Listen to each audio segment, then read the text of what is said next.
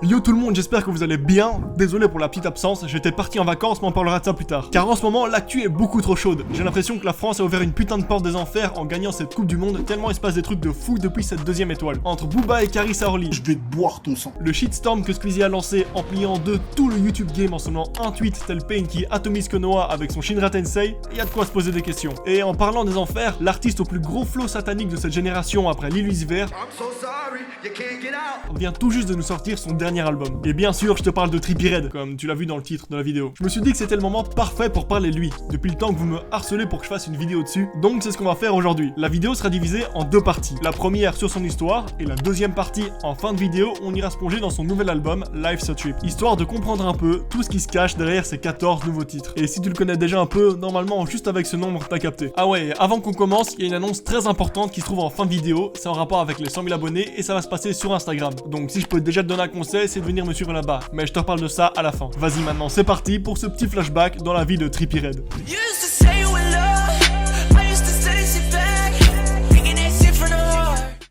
Trippie Redd, de son vrai nom, Michael Lamar White, est né le 18 juin 11 982 à Compton, dans l'Ohio. Ah non, attends. Alors, Compton, Ohio. Ah! Voilà, ça me semblait bizarre aussi Compton dans l'Ohio. Non, en vrai, donc il a 20 ans. C'est juste qu'il a souvent trippé sur le fait qu'il avait 14 000 ans en interview. 1400 years old, G. Et si tu t'es déjà demandé pourquoi il est gris, enfin, moi c'est une question que je me posais, et je pense que j'étais pas le seul, en fait il a des origines irlandaises, africaines et amérindiennes. Et apparemment, tout ça mis ensemble, ça te donne un mec gris. Voilà, comme ça si tu veux un gosse qui ressemble à Kratos, t'as la recette. Dans un grand bol de strychnine, del délié de la morphine, fait tiédir à la casserole, un bon verre de pétrole.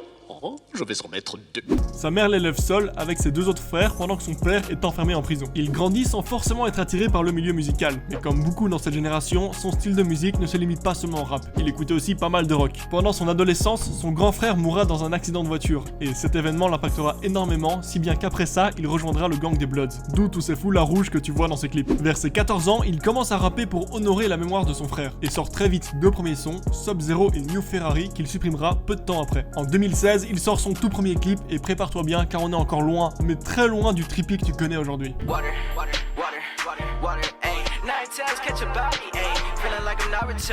Cette année, il sortira 3 EP, Awakening My Inner Breast, Beast Mode et Rock the World. Dis-toi, il était encore à l'école quand il a sorti tout ça, donc imagine un peu le travail qu'il a dû fournir à seulement 17 ans. Franchement, respect, parce qu'à cet âge-là, perso, mon niveau de productivité se résumait seulement à réussir l'école avec le strict minimum et passer gold sur League of Legends. Ce jeu, c'est de la grosse merde, c'est tout. Après cette année de charbonnage intense, il sortira en 2017 sa mixtape A Love Letter to You, avec dedans le son que tout le monde connaît aujourd'hui, Love Scares, qui a fait son petit 52 millions de vues sur YouTube, honnête.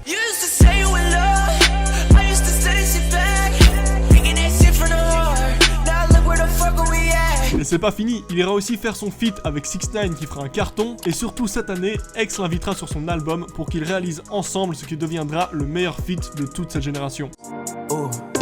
Baby, I need you in my life, in my life. Please, babe, don't go switch his eyes, switch his eyes. I swear this is where you reside, you reside. Bon, par contre, il finira l'année plutôt mal. D'abord une embrouille avec 6ix9ine, puis ensuite avec X qui le bannira de Miami sous peine de représailles. Et pas de chance, à ce moment-là, il devait se rendre à Miami pour cette fois faire un feat avec Drake pour le morceau God's Plan. Bon, honnêtement, c'est pas cool qu'il ait pas pu poser avec Drake, mais on peut pas avoir le beurre, l'argent du beurre et le boule de Cardi B. Et très récemment, en mai dernier, il a été arrêté pour avoir attaqué le rappeur FDM Grady. Maintenant que t'as un peu idée de qui est ce personnage, on va pouvoir aller se plonger dans la partie la plus aboutie de l'univers qu'il a construit depuis ces 5 dernières années en regardant ce qu'il trouve dans son tout nouvel album. So they think I wanna die, yeah, cause my dose is suicide, yeah. Avant qu'on parle de l'album à proprement parler, est-ce qu'on peut passer 2 minutes sur cette cover 10 sur 10? Parce que rien que sur ça, il y a déjà pas mal de choses à dire. En fait, cette image annonce bien la couleur du projet, totalement décalée et remplie de références. En bas à droite, t'as la pendule de La Belle et la Bête, mais t'as aussi le soleil des Télétubies, la pyramide des Illuminati, Benjamin Franklin, la Vénus de Milo, et même peut-être une référence au voyage dans la Lune de Méliès avec les 3 planètes ici et la Lune derrière. Il y a en tout cas une grande symbolique autour du temps qui passe sur cette image. Entre la bougie, la pendule, l'horloge et les papillons, tous ces symboles ont une signification de près ou de loin loin avec le temps. Et c'est clairement pas un hasard, ça coïncide bien avec le titre de l'album qui signifie littéralement « La vie est un voyage ». T'as aussi caché un peu partout le nombre 14, et d'ailleurs je t'ai pas encore expliqué d'où venait cette obsession pour ce nombre. Déjà, tout simplement, il habitait dans la 14e rue de son quartier, et juste pour ça, on l'appelait Lil 14. Mais il s'est vite rendu compte que ce nombre le suivait un peu partout dans tout ce qu'il faisait. Genre, il va dans un endroit et trouve 14 inscrits sur une horloge par exemple. Du coup, il a décidé de se le tatouer au milieu du front. Heureusement qu'il a eu ce feeling avec 14 et pas autre chose parce que sinon, ça aurait pu donner des choses assez bizarres. C'est à peu près toutes les rêves que j'ai pu trouver, il y en a sûrement pas mal d'autres que j'ai pas repérés, donc si t'en chopes des nouvelles, marque-les en commentaire, je pense que ça intéressera tout le monde. I gotta keep it together and no tweaking now. I gotta pull it together and I'm holding now. We gotta do this together. L'album commence avec ce morceau, assez mélancolique, qui me rappelle l'ambiance de 17. Donc je pense qu'une influence de X dans ce morceau ne serait pas un hasard au vu de la relation qu'ils ont eue. Ils ont passé pas mal de temps au studio avant sa mort, donc ceci expliquerait cela. L'album est rempli d'instrus assez différentes. Par exemple, on a le morceau Taking a Walk et Wish qui ont une prod qui me fait penser un peu au style de son Vaporwave. Baby, what you wishing for? Maybe you should wish it more. Maybe the world is yours. Et si tu vois pas de quoi je parle, Vaporwave c'est ce genre de musique.